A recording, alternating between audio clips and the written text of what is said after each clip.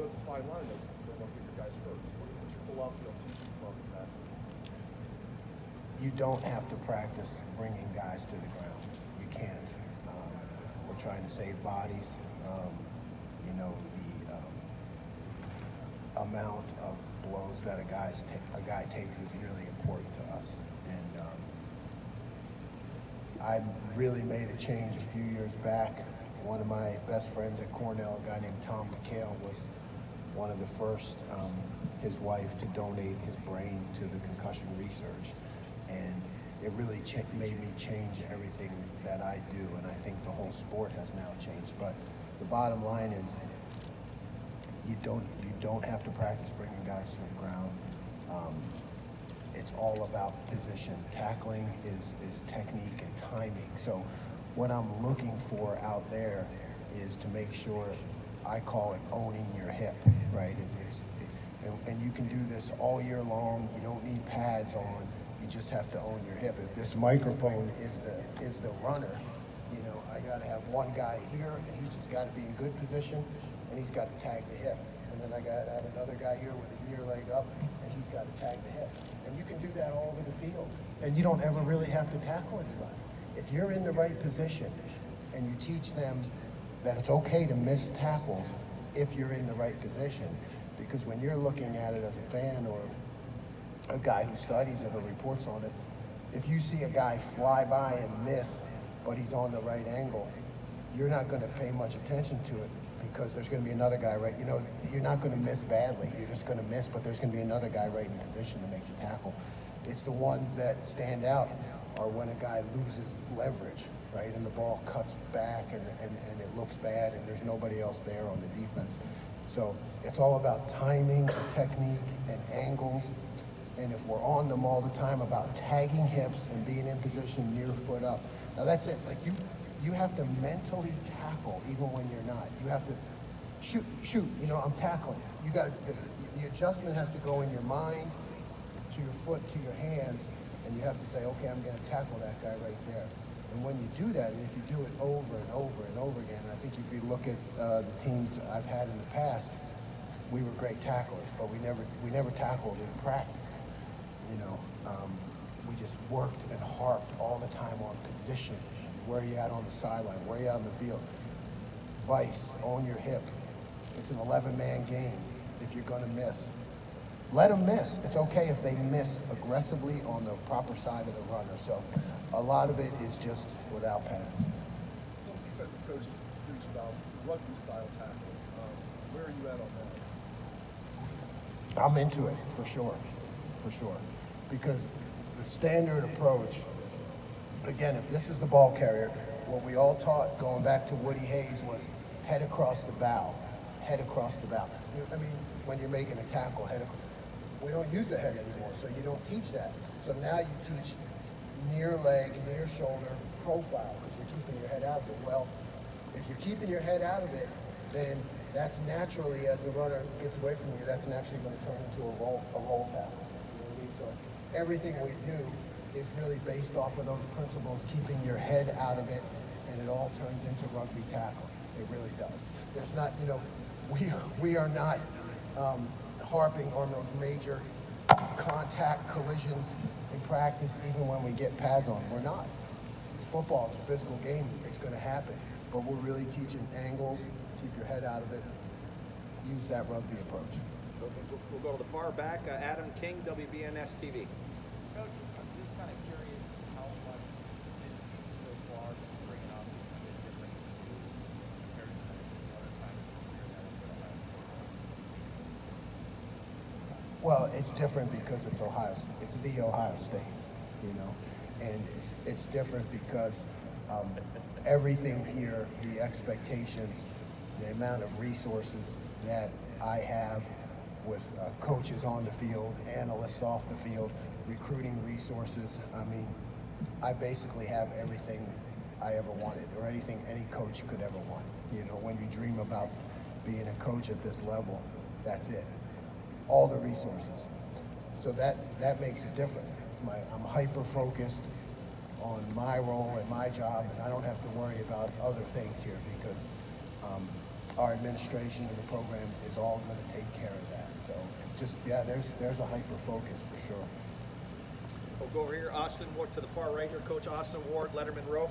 Jim, when you look at the roster, it seems like you have the body types or athleticism to do whatever you would want at linebacker.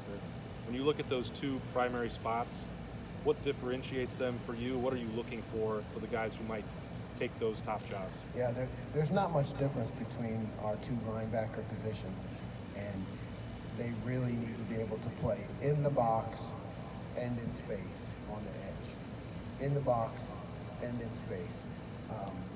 Blitz and cover. So we're really looking for complete versatility out of those positions. I mean, if I find a guy who is more of just an internal tackle-to-tackle guy, I can adjust things to make sure he's in that position. But right now, I want to put the guys in as many different positions as possible to see what they're good at, so I can build things around what we have here. How long do you think it would take somebody like Chip to transition over to defense, learn what you're trying to do? I know it's one day of practice, he wasn't in pads. What sort do you project for him? Oh, I think he's got great potential. I don't view him any differently than a guy who's played defense for the last 3 or 4 years. You know, everybody's starting on day one, and he's right in there with everybody. Second row middle, Rob Aller, Columbus Dispatch. Jim, you talked about players keeping their heads out of the play. Do you have to keep your head out of it as a coach and not get the academic ahead of the athletic, if that makes sense? Well, yeah, I think that's a great point. I have coaches, we all have certain schemes, and you're right, things that we want to install, things that we know have worked for us in the past, right? That's the academic, that's the coursework. You know, I have a whole set of coursework that goes from level 100 to 400. And you're right, it's not about what I know, right? Players don't care how much I know, but they know how much I care. So it is about just learning, like you said, what can the guys that we have do best? Then it's my job to take from the things that I know and boil it down to what they can do best. So athletic first, for sure, and I have to always remind myself of that. That's why it's a great question, and because I can get in my head and start fast forward and and think about the upcoming opponents and what we're going to have to do, but I need to find out what our guys can do first. Do you view yourself as a teacher first, and if so, how have you improved? Yeah, I've improved a lot as a teacher, right? I mean, teach, motivate, demand. Teach, motivate, demand. So, in the past, maybe I jumped to demand too soon. Now it has to be teach, tell them what you want to do, give them a reason why they should do it, right? So we always try to illustrate why this works.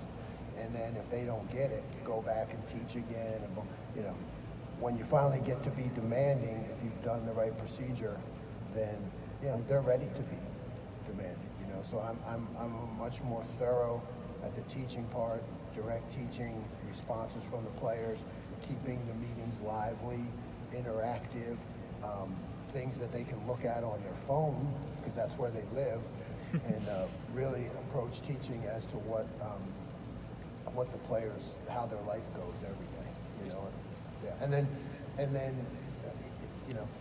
if the student hasn't learned, the teacher hasn't taught. Now that's like, when you get through a career, you start to, when you're young, you'll get upset, if a guy doesn't get something, and now I look at it like, hey, that's my responsibility. He has not learned it well enough because I have not taught it well enough. So you're always constantly looking at yourself like, how can I approach this better to be a better teacher?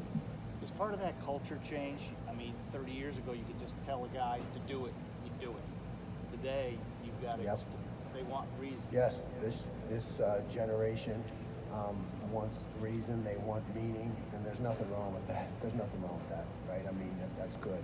That forces us to grow as teachers and show them the reason and give them meaning why they're doing something. Right next door, Doug Maurice, Cleveland.com. Jim, but Court Williams was working with the safety group today. I know it seems like he has some linebacker skills, some safety skills. How did you evaluate him as a player and figure out the best way to use him at this point? Yeah, I think right now, from what I saw, Court from last year, and his leadership skills. This is a safety-driven defense. You know, it really is. And he's been playing a lot at our boundary safety position, which we call bandit. We feel like he can get into the run fit there when we want him. We feel that he's a guy he's a leader. He just off the field. When I watched him in the weight room and work, he's a worker. He's a leader. So I like him. I like him with more depth and vision to be able to see the ball and to control kind of the movements of the secondary. And then the jack position. When you guys are at practice, do those guys work more with the defensive line or more with the linebackers? And who are some of the players on this roster do you think can fit that spot? Yeah, I haven't even gone there yet. So I mean, you know, I can't answer that question because we have not gone there yet. We just started in true 4 down. You know, because that's what we've been here in the past at the Ohio State. So we're going to take that at least for the first week and just stay in 4 down. So we haven't gone there yet. We're going to go front row left. Bill Rabinowitz, Columbus Dispatch. I was at the first day, and not happy. Did you sense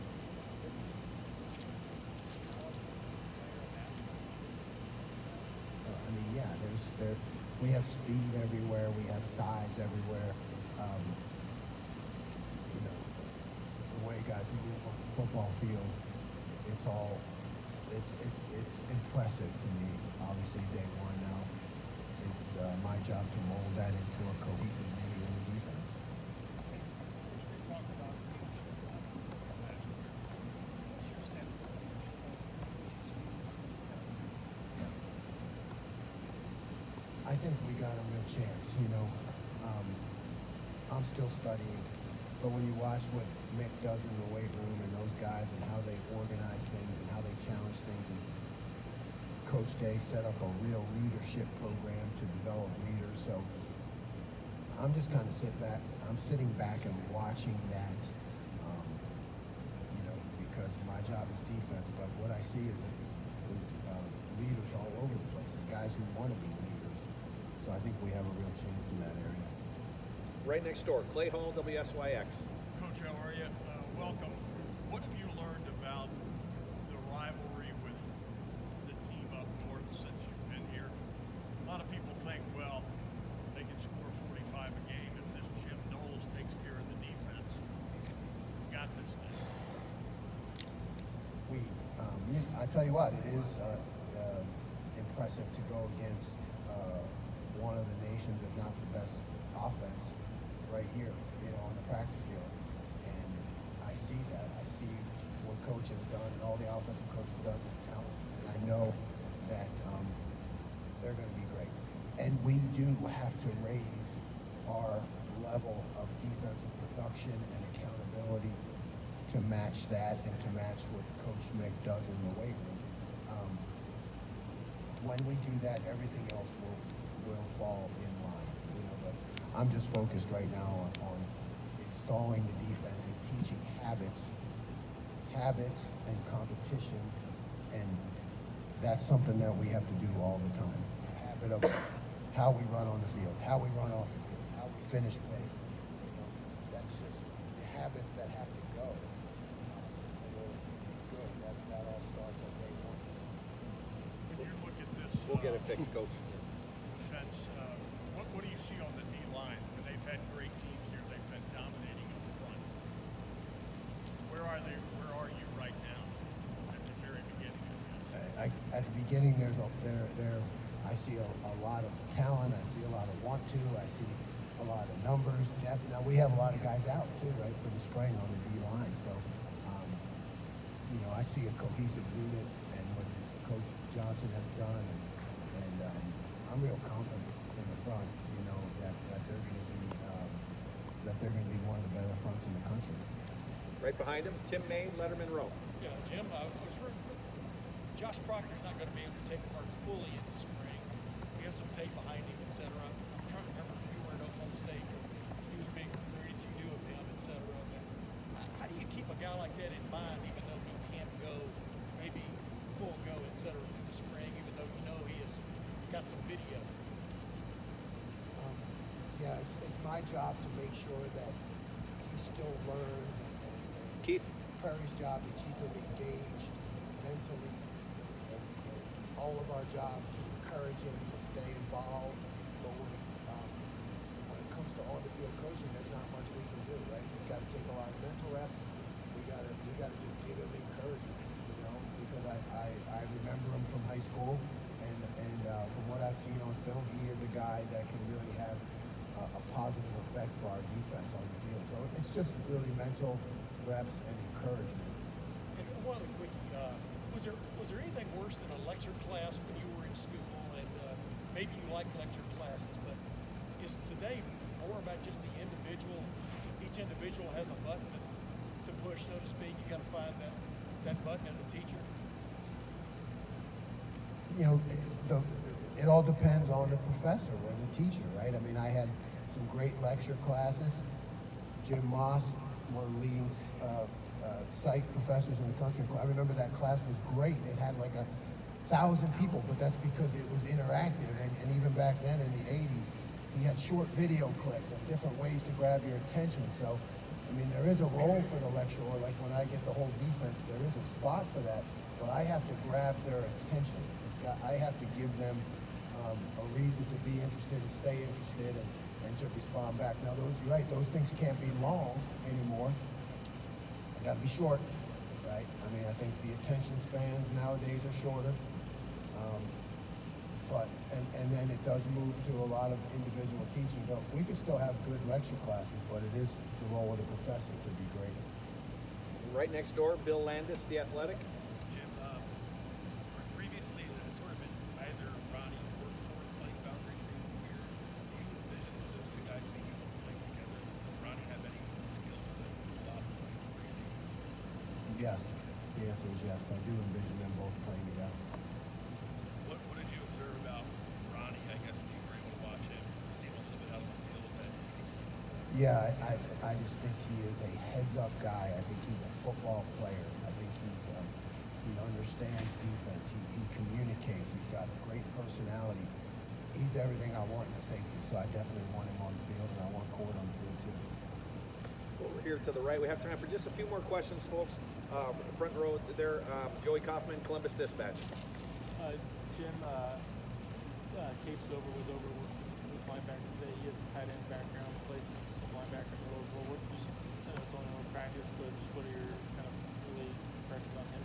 I mean, Cade is, I can tell already, from the offseason, he's a tough guy. He's, what Nick would, in the weight room, would call a dude. He's just a guy that shows up, goes to work every day, and he's a guy that's going to fight for the Ohio State.